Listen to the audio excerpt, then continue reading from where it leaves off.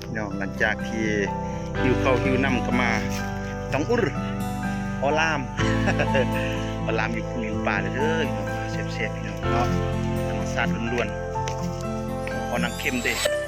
อันนี้เป็นพ่อครัวได้นี่พี่น้องคนงานก็ได้มาแล้วเด้อตัดไม้สร้างก็เฮ็ดหัวลมพวงเฮ็ดพวงฟาร์มงัว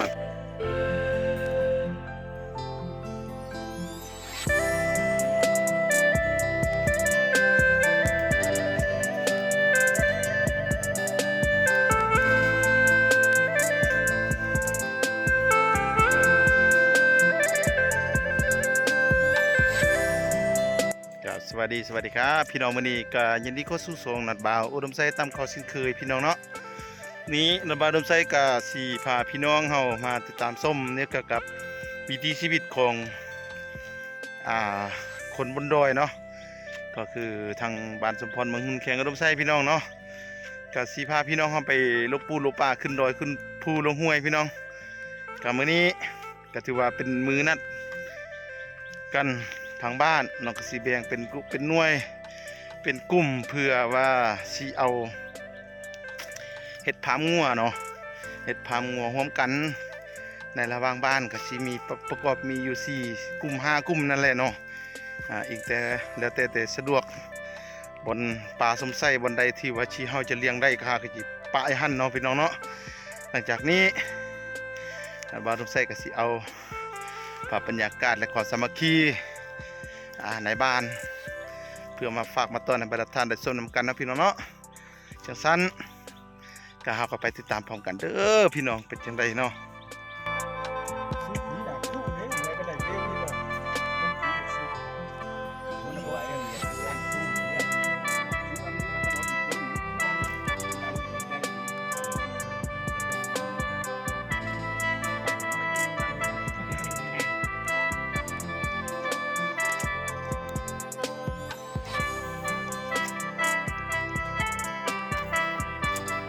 กำลังเดินเด้อ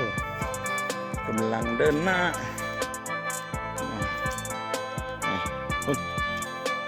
ลายคนได้พี่น้องมาอีก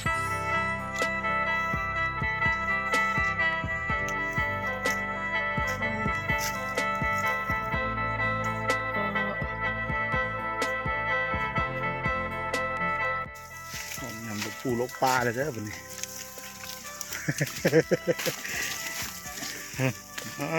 สุดเป็ดตรงใหญ่ดิ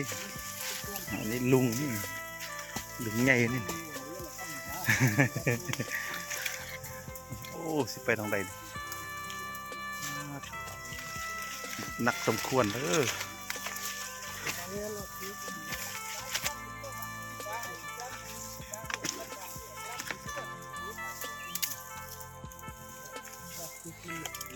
ฝุ่นปอไม้ไม่สร้างหมดแล้วที่เราวันงานก็ได้มาแล้วเด้อตัดไม้สร้างเนาะก็เฮ็ดหัวลมพวงเฮ็ดพวงฟาร์มงัวพี่น้องจิตัดจิผ้ากับผ้าพี่น้องเลยบอกว่าแม่ยิ่งบอกว่าผู้ชายผู้สู้ไปหมดอุดมสมบูรณ์เลยพี่น้องนี่ไม้สร้างเบิดอันนี้พี่น้องเลยหยอดภูเข้าอันนี้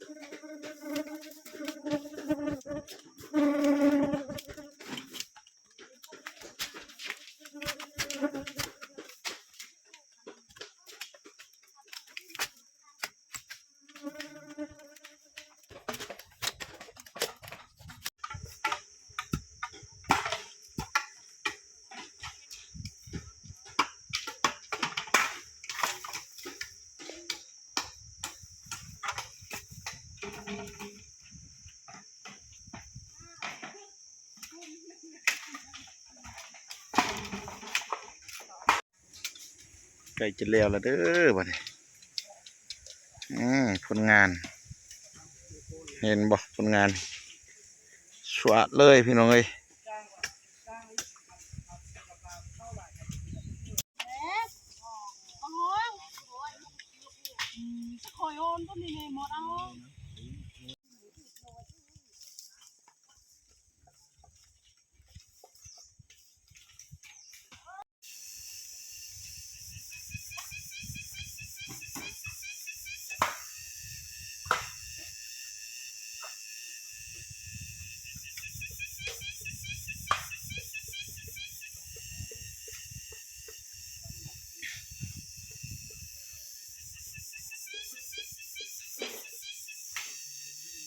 พี่น้องหลังจากที่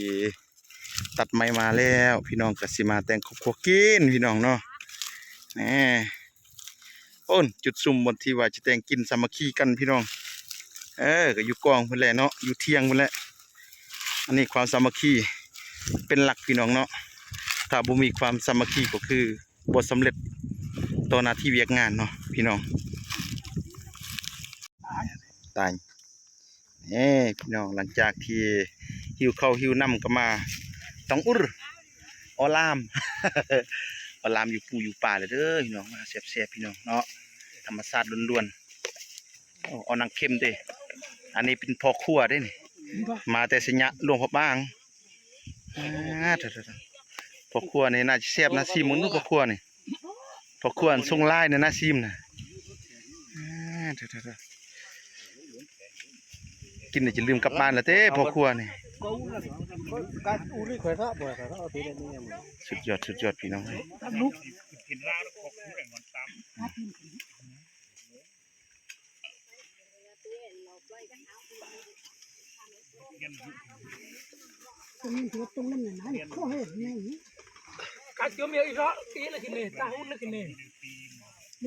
สำเร็จแล้วเด้อพี่น้องนี่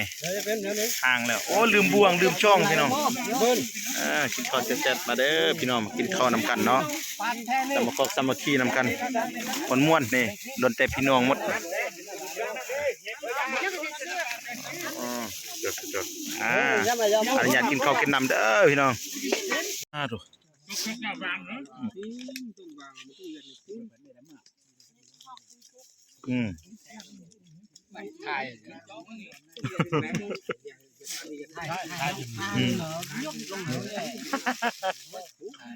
จะดื้อลำให้มันดูในนี้ซัมเดอร์มาไป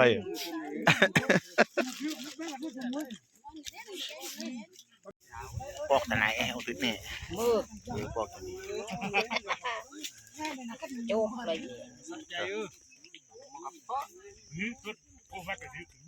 อาหารพื้นบ้านตื้มตัวหนึ่ง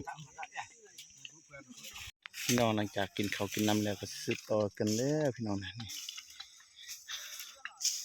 สืบต่อกันเด้อเดี๋ยวนี้จะได้ล้อมแล้วพี่น้องปีใกล้กับสิเวนเฮตนี่เนาะปีนี้กับสิบินรอบนี้เติมพี่น้องเนาะนี่โอ้ฝุ่นอยู่พาหินพุ่นมาเนาะอยู่พาหินตัวพุ่นมาเนาะแล้วตรงงัวสิไปอยู่แถวนี้เนาะอยู่แถวป่านี่เนาะโอ้จนจำกองพุ่นแหละเนาะนี่พุ่นโอ้พี่น้องกว่าจะสำเร็จนี่บ่แม่นง่ายเด้อพี่น้องเด้อติดตามกันจนสุดท้ายไปแล้วเนาะพี่น้องป่ะ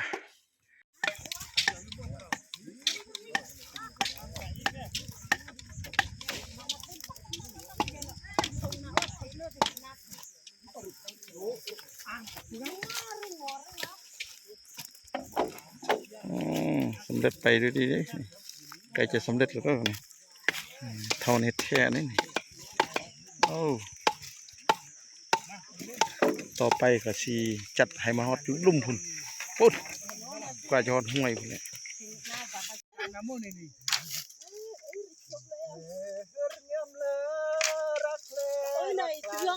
พี่น้องสำเร็จไปด้วยดีเนาะแต่ว่าฮอดตอนคำตอนแรงกันเด้อพี่น้องนี่งัวจะอยู่ฝั่งในพุ่นเนาะอันนี้จะเป็นกันงัวสารกระแตะเนาะกันงัวพี่น้องอันนี้ก็จะเป็นพื้นบ้านพื้นเมืองเอาจากธรรมชาติล้วนๆเนาะ อ่าอ่าแต่บ้านเราก็จะจัดเป็นจุเป็นหน่วยเป็นกลุ่มเพื่อปล่อยวัวไปนำกันพี่น้องเป็นหมู่เป็นฝูงเวลาไปเบิ่งไปแลกับไปนำกันเบิดนี่แหละเนาะจังสิม่วนเนาะหลังจากนี้ตอนค่ำตอนแลงกันแล้วก็สิได้กลับเงินกลับซานกันพี่น้องเนาะนี่ผู้ใดก็เกี่ยงคองกันสิเท่าเทียมกันบ่ว่าผู้หญิงบ่ว่าผู้ชายก็สิได้กลับเงินกลับซานนำกันแหละเด้พี่น้องอืมโอ้ก่อนเด้อพี่น้องเอาล่ะพี่น้องเนาะเดี๋ยวนี้ก็ถือว่ามาฮอดเฮือนฮอดซานกันแล้วเนาะคลิปนี้จะเป็นคลิปที่ว่าเฮาอ่าไปให้ความสามัคคีกับชาวบ้านเพื่อเฮ็ดฟาร์มงัวนั่นเองเนาะพี่น้องเนาะไว้อยู่ปู่อยู่ป่าเนาะเฮ็ดธรรมชาติเนาะป่าอยู่ปู่อยู่ป่าเพราะว่าบ่มีเนื้อที่จะเป็นของตัวเองเนาะก็เลยขอฝากน้ำเพิ่นอ่ามีตัวหนึ่งน้อยๆเล็กๆพี่น้องเนาะเป็นลูกเนาะขอเอาน้ำเพิ่นน้ำพี่น้ำน้องเนาะพี่น้องเนาะอ่าจังซั้นถ้าหากถูกอกถูกใจก็อย่าลืมกดไลค์กดแชร์กดติดตามเพื่อเป็นกำลังใจให้กับช่องนัดบ่าวอุดมไซเด้อพี่น้องเนาะสุดท้ายนี้นัดบ่าวอุดมไซก็อวยพรมายังพี่น้องทุกท่านที่ให้เกียรติติดตามชมแต่ต้นจนถึงสุดท้ายนี้ขอให้มีแต่ความสุขโชคดีในปีใหม่ฟ้าใหม่จะมาถึงนี้ขอให้อ่าถึงเลขถึงหวยเด้อพี่น้องเนาะสุดท้ายนี้นัดบ่าวอุดมไซก็กล่าวคำว่าสบายดีสวัสดีครับพี่น้องพบกันในคลิปต่อไป